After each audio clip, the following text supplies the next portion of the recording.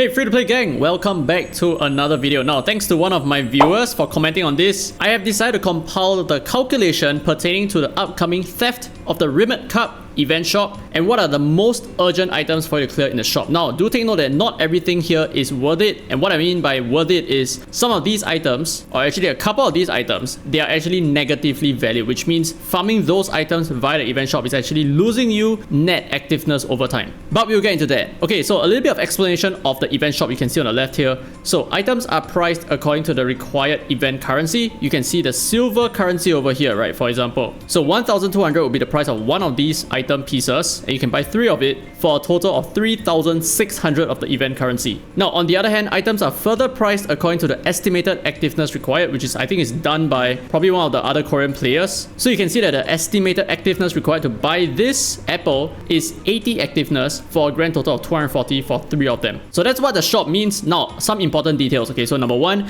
we do not know whether farming the event maps will drop resources. Now, if they do, I may need to recalculate everything again because I've done a lot of math, but I haven't actually taken into consideration whether doing the event maps would actually give us any kind of resources, because if they do drop like some of these resources, for example, then their value just go up significantly, right? Or rather, the benefit of buying these items should also incorporate the benefit of farming some extra resources along the way. Now, important point number 2, not every little detail is accounted for. So for example, if we were to do Numa analysis, for example, right, we are going to gain some Sharpodontes, but I'm not going to consider those Sharpodontes because it's only like a couple of hundreds. So it's not such a big deal and I don't want to involve it. Otherwise, the mathematics becomes very complicated for very little reason. Now, important pointer number 3, I will be glancing over the math to make the video shorter. And important point number 4, I will convert the items into their current activeness value, so it is easier to compare against the event shop. So for example, if we were to farm a Solidus by doing a normal map right now, it's going to cost us, I don't know, maybe 30 stamina on average, 30 activeness. So I am going to compare that with the activeness cost over here, which is 4. So there's going to be a very big disparity over here. Okay, so without further ado, let's take a look at the table. So I've gone ahead to calculate a bunch of stuff. Let me explain. Okay, so number 1,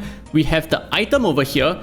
And number 2, we have the cost associated with the item, which is essentially the activeness cost. You can see that this Psycube has a cost of 533 activeness, which is then therefore 533. So there is also a value system over here, which is the activeness required to farm this item right now outside of the event shop, outside of the event maps, outside of anything that is specialized, so just current content. And as you can see, there is an NA over here because we cannot farm this Psycube. Now, therefore, we can calculate a very important figure, which is your net value, and that is just simply your value minus your cost. So for example, for this unit log, if I were to convert the 180 clear drops into its activeness worth, that would be 300.6 activeness, but you can see that it only cost us 66.7 activeness to buy one Unilog from the event shop. Therefore, the net value would be 300.6 minus 66.7 to give us 233.9. But this is not the most important figure. Now, the most important figure is definitely going to be the net value per cost, which is essentially just your net value divided by your cost. Now, let me explain very briefly why this is the case. So for example, you have a donut that is valued at $2, and if you buy it for $1, you are going to have a net value of $1, right? Because you save that extra $1. But let's say if there is a Ferrari worth $5, but you were to buy it for $4, your net value is still $1 because you're still profiting from the exchange, but your net value per cost is significantly higher by buying the donut than by buying the Ferrari. I hope that makes sense. Okay, so anyway, this would be the most important column for us to consider the items. And finally, we have the remarks column over here, which is essentially stating whether it's an item farmable or not, or if it is farmable, then what is the requirement and what is the expected activeness requirement for you to farm one single copy of it. So for example, if we take a look at the apple over here,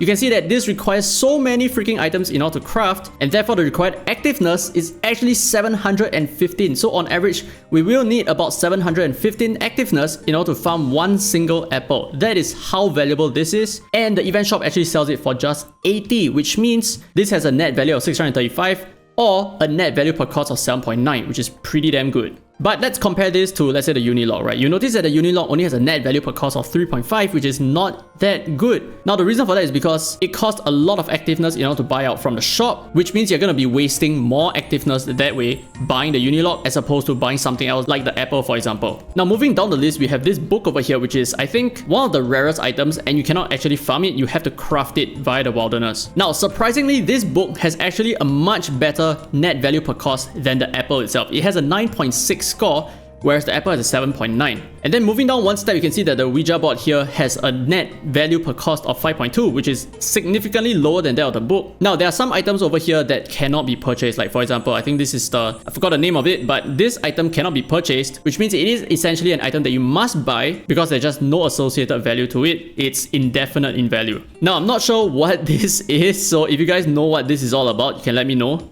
And also there are a bunch of other wilderness stuff which I think they will be limited, right? They're limited to the shop, which means it's also very important that you buy them out because that increases your vigor, which increases your AFK rewards over time, your dust and your Sharpodontes. And then moving down, we have this item, which is just a smaller version of this item over here. So it is also not farmable, as you can see, which means this has a very high value. And then continuing down the list, we have a bunch of purple tiered items. Now, all of these items, they are not super valuable, and you can see the calculation over here as to why that's the case. But comparing this to, let's say, the Solidus, for example, the Solidus has a value of 8.7 because trying to get one copy of the Solidus is going to require you a lot of stamina, but the cost of buying it from the shop is extremely low at just 4 activeness per pop. Now, the same is true for the milled magnesia as well. As you can see over here, 11.6 is actually one of the highest items on the list, and also the esoteric bones as well. Very good value, right? And then next, we have the wilderness shell, which I think is very worth your activeness because you cannot actually get it, right? It's not farmable. So we're gonna go ahead and skip the rest of them. You can see the net value per cost over here.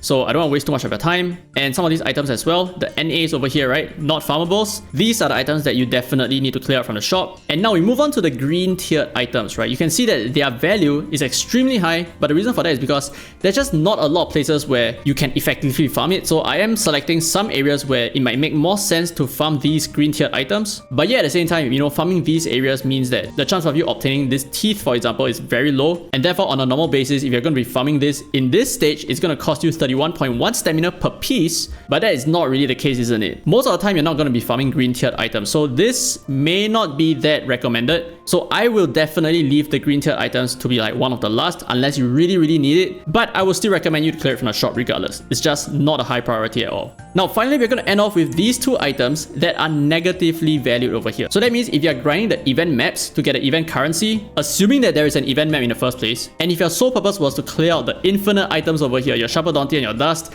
unfortunately, these two have extremely negative values, which means you're much better off just farming the Sharpodontes and the dust directly from the resource maps right now. So we have the Pussy and we also have the Mintage Aesthetics. But of course, do take note that right now, my assumption is that there are event maps that do not drop anything except for event currency. If that is the case, then it doesn't make sense to farm these two items. But if let's say there are no event maps and you can collect event points from anywhere else, then that changes the dynamics entirely, right? Then everything here is definitely worth your time, worth your activeness as well. Now, in order to summarize everything that we have just seen, I have sorted everything according to their priority. So for example, over here, these are the must buys, they are the highest priority, and even though the Unilocks, they don't really give you a very good value, but they are still Unilocks, right? They are very limited items, so I will still recommend you to clear it out, but maybe the least priority among everything here that has the highest priority. And then moving on to the low priority must buys, these are all wilderness related stuff, and since they are limited, it's very important that you get them, right? Just buy them and increase your AFK gains. Now next we have the super values, which are essentially just the blue tiered items which have the best net value per cost. So they're all here. And finally we have the good value, which is the Ouija board,